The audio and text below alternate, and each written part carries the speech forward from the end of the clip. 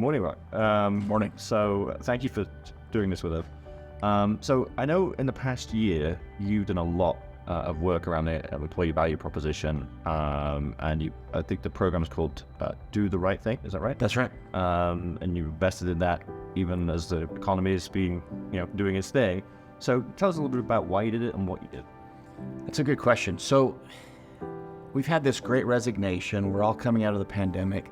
The employees in today's workforce, they want something different than the traditional work experience. And so as we sat down and reviewed employee comments, got feedback, we found ourselves reviewing these needs and wants and found ourselves in a position several times where we would say we got to do that. And we found ourselves, the name of the program, Do the Right Thing, was just kind of came out of, why should we do it? Well, it seems like the right thing to do. We found ourselves saying that several times. So for example, we increased our paid parental leave to 24 weeks for the primary caregiver. In the U.S. especially, there's no laws that dictate really any paid leave out of certain small jurisdictions. And so, but why would we do that? It was the right thing to do. Right. And so we made sure that amount exceeded anything that was mandated in any of the countries we did business. And so that's just an example of the thought process we had as we tried to make sure that the employees at SimPro felt valued and recognized that we had their best interests at heart. Right. So you're about a year into it right now. We are. So how's it worked? Has there been anything that's not worked? So it's been interesting. It's been a great run. There's no question that when you pay attention to the employees, they feel valued. Right. Our attrition has gone down dramatically. Okay. And so we certainly have the regular market pressures. But what we find is that when we pay attention on the employees and their experience, the market pressures lessen.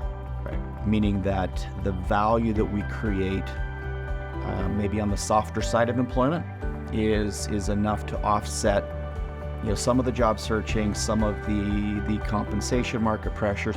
Now we still have to be competitive. Sure. But it's a different package, meaning that we're taking care of employees and they're taking care of our customers. They're staying with us longer, and it's just working out in a very positive way. Right. Yeah. These are intangible things that are actually very important to people's jobs. And they really are. They're life-changing. The work-life balance that we create through some other programs, they're coaching their child's soccer teams. They're picking their kids up from school. They're taking long weekends. And so we're creating ways that are bigger than just a paycheck influence in an employee's life, ways that they can just get a little bit more out of their employer, respecting that life is greater than just employment. It doesn't feel that way some days, no, but we are most definitely trying to take care of those the needs of the employees. So I know you experimented with a 4-day work week. How did that go? What was the feedback? The feedback was incredible. Okay. I don't know that I've ever implemented a program in my 30 years of HR that had such a holistically positive impact on our employees. Okay. The attrition trickled down to almost zero. Okay. The recruiting was so easy. I mean, employees want flexibility. Right. And we had kind of a hybrid environment where you could be in the office a couple days, work from home a couple days on top of that. But we got work done. Right. Employees were professional enough that they recognized objectives still needed to be met. And did they reduce their hours work per week? I think they all did a little bit.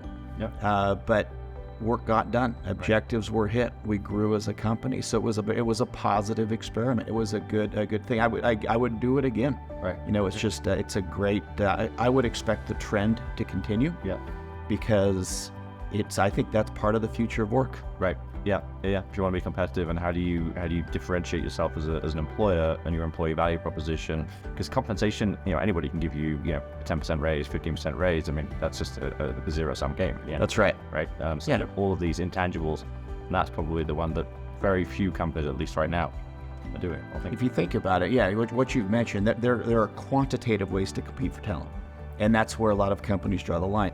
The qualitative competition is the future. Right. Meaning that you've got to find ways to enhance lives, connect with them in a different way, help them be who they want to be in and out of work. And so, the qualitative is the future battleground for talent. Yeah. So that briefly answers the next question. What's next? Ooh, what's next? So we're seeing an interesting trend right now. We're seeing CEOs insisting employees coming back to the office. We're seeing, and there's going to be those roles that, if you're in manufacturing production, you're going to be on site. Yeah. But I do see the immediate battlefield to be the in-office versus out-of-office conundrum that's facing employers. And employees are going to have to make that choice. They're going to have to make the choice of where they want to be, because it's crazy how the candidate pool has changed. For those seeking employment, offering remote or hybrid opportunities seems almost critical anymore. Yep. Where 5 years ago, you wouldn't have thought that for most roles. And so that's the immediate battlefield. But I do see, the 4-day work week and additional flexibility and work-life balance. I see that as the longer-term play. You've got to succeed there. You've got to lead there in order to win the war on talent. Yeah, interesting.